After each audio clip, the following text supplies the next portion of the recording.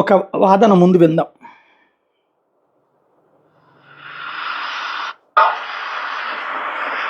Bible చదివితే తప్ప, యేసుక్రీస్తు బోధనలు వింటే తప్ప. మేము తిరుమల వెంకన్న దగ్గరికి వెళ్తాం, శ్రీశైలం మల్లన్న దగ్గరికి వెళ్తాం, అమ్మ కనకదుర్గమ్మ దగ్గరికి వెళ్తాం, కాశీ విశ్వనాథం దగ్గరికి వెళ్తాం, యోగా హోమాలు చేస్తాం. అన్నింటిలో మాకు నా భార్య పనుకుంటుంది. అంటే ఎక్కడైనా అలాంటి చేయకూడదని చెప్పేసి మన రాజ్యాంగంలో ఉందా? అంటే నేను ఎవరిని తెచ్చుకోవచ్చు అంటే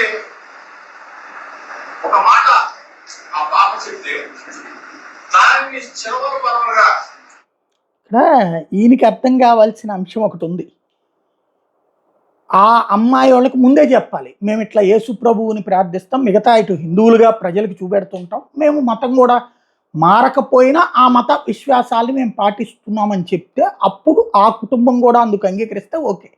కానీ హిందువులు అని చెప్పి నువ్వు చేయకూడదా అంటే ఓకే, గుడ్, చాలా మంచి పాయింట్. ఇప్పుడు మరి ఒక క్రిస్టియన్ను ఇలాగ వెళ్తారా? గుళ్ళకి మసీదులకి వెళ్తారా?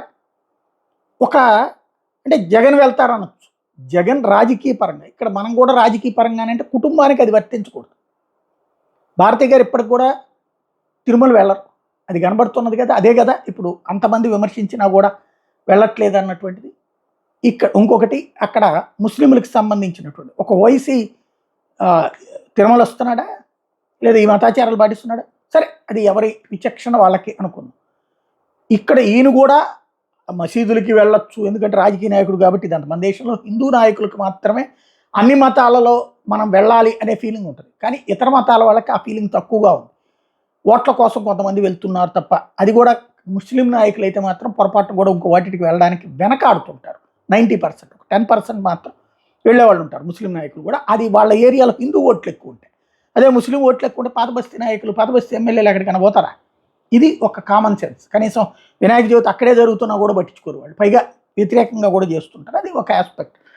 ఈ అమ్మాయి మేఘనా వాళ్ళ కుటుంబానికి ఆ విషయాన్ని చెప్పి, మేము ఇట్లాగా బైబిల్ చదువుతాము, మేము చర్చికి వెళ్తాము, అలాగే గుళ్ళకు కూడా వెళ్తుంటాము, రాజకీయ కుటుంబం కాబట్టి తప్పదు, లేదా మా ఆవిడికి ఆ విశ్వాసం ఉంది అని చెప్పి ఆ అమ్మాయిని ఇందులోకి లాకుండా ఉండాలి. అమ్మాయి చెప్పింది ఏంటి, తనని ఇట్లాగన్నారు, లేదా అగరవత్తుల గురించి కూడా ఇట్లా మాట్లాడారని కదా. ఓవరాల్గా మేము ఇంట్లో ఈ పని చేస్తామని ఒప్పుకున్నారు యోగి రమేష్.